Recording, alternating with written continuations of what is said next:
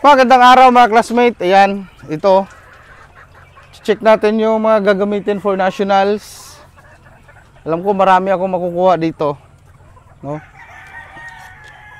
Mag-ano ako, majority sa akin ngayon for materials para in preparation ng next year na early bird.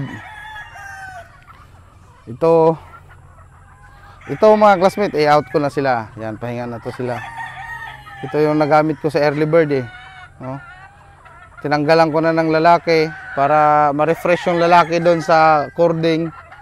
Tapos ito mga babae naman, bukas mga classmate, papaliguan ko.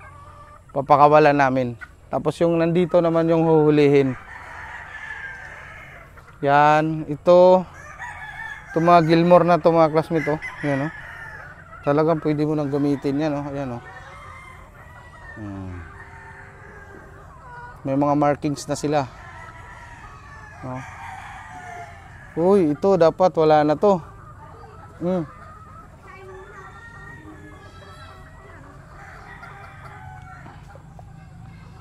Sige lang. Yan.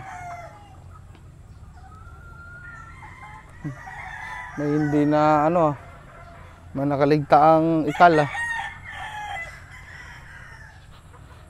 Pilihan na namin to dito mga classmate, no? Tapos priming na natin.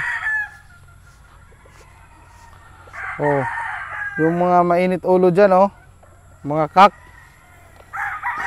pakita nyo yung init ng ulo nyo sa December, lalaban ko kayo. Ito check natin.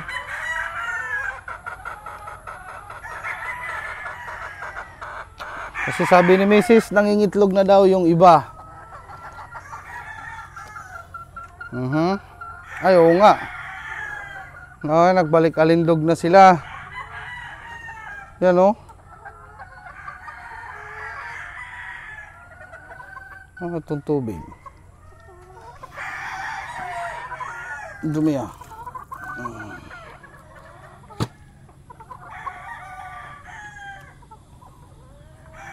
Okay.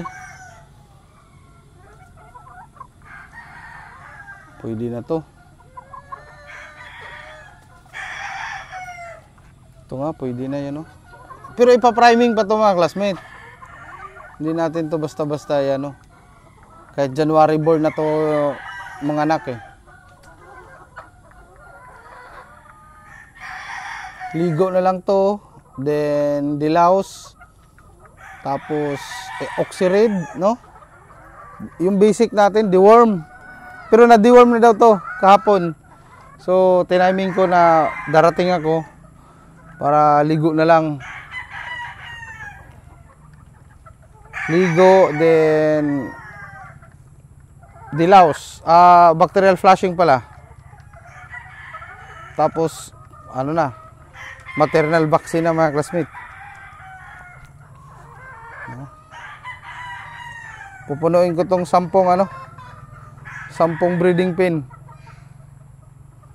para January, kahit January to March born. Tapos stop na ako, ayoko na mag-breed ng April, May na born. Kasi pag tag-ulan mga classmates, kawawa sila, aabutan sila ng tag-ulan ng June. So sinang sasakyan andun sa bahay. Sama ako. Sige.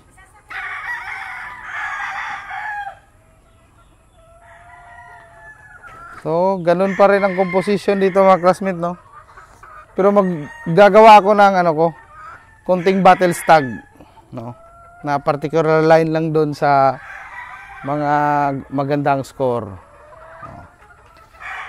Hindi na ako mag-breed ng kung anong lines. Ito na lang. Hindi na ako mag-infuse pa ng marami. Basta may sweater lang ako, round head and hatch. Okay na ako dun. Kasi itong mga grays ko naman mga classmate, ano lang naman yan eh, pangulay eh. Bulik, puti, pangulay lang yan. So, yun na siya. Tingnan natin yung mga cocks dito. Oops. Focus tayo sa breeding. Balik tayo sa breeding mga classmate. Negosyo muna. Tapos ganun pa rin yung price ko classmate. Hindi ko binago. No? So ito yung Milsim's Gray. Ready na rin siya mga classmate, oh. Sira kasi yung grass cutter pala, kaya pala hindi daw nag-grass cut to. Kailangan bumili ng bago or mag-rent.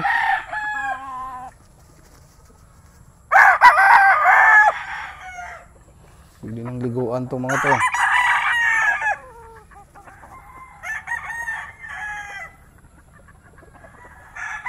Sweater looking talaga.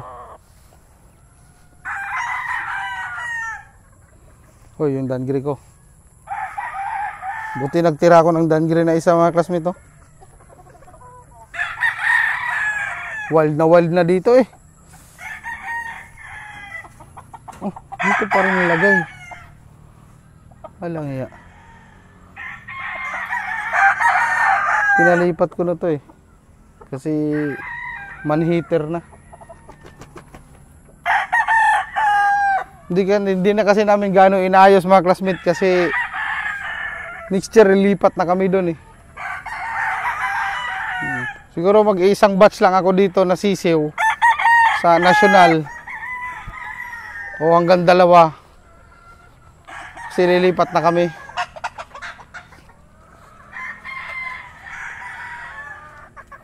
So ito may hardening pa kami dito.